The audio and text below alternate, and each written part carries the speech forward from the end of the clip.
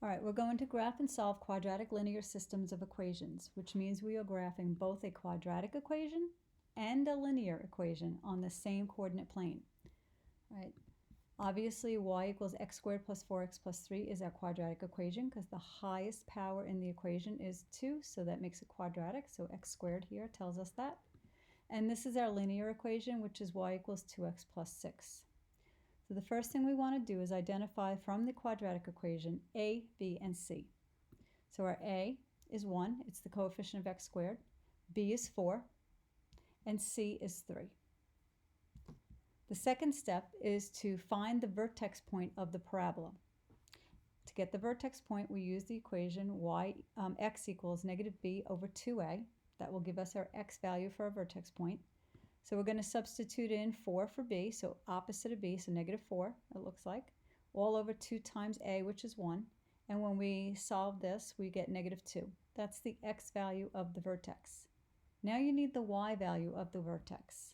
So you're going to take the quadratic equation, y equals x squared plus 4x plus 3, and you're going to substitute in this negative 2, the x value, into x everywhere in that equation.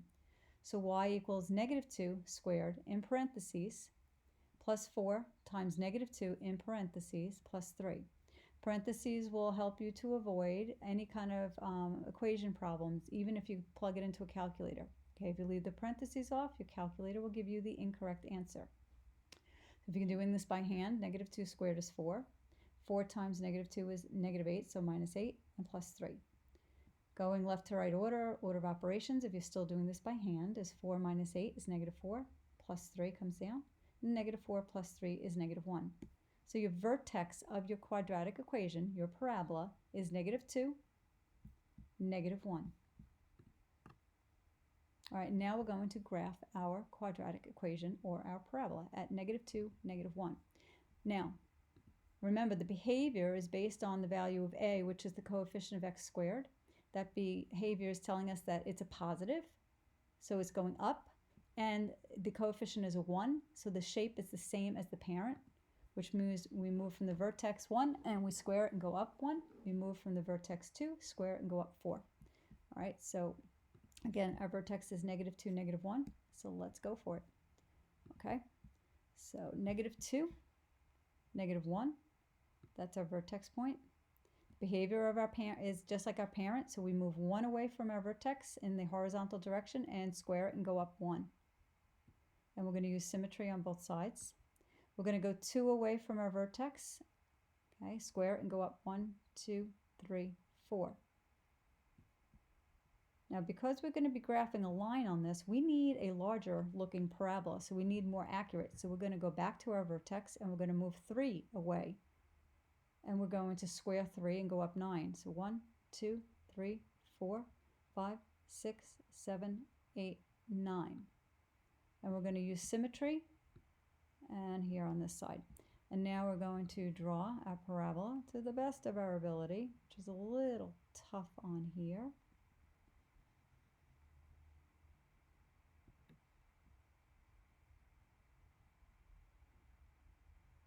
Arrows on both ends.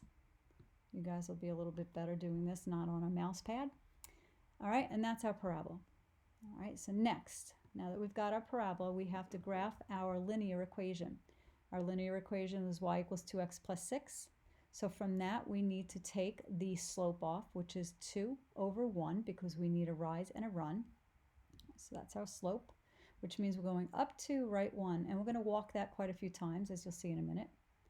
All right.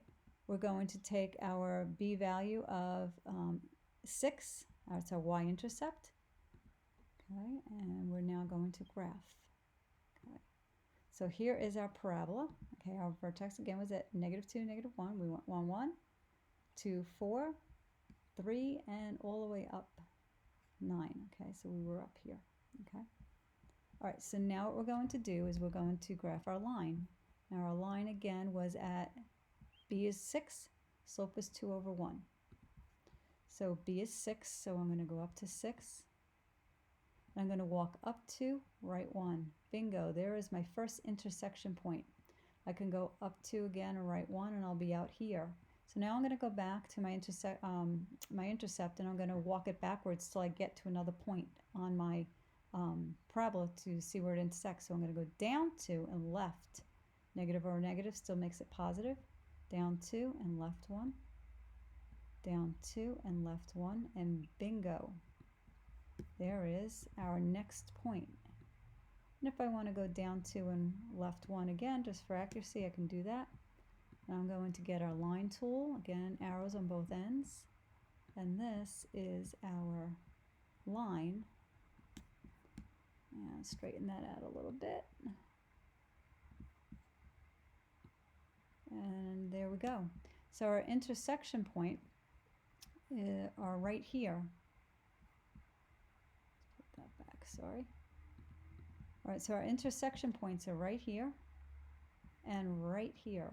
So those values are -3, 0 and 1, 8.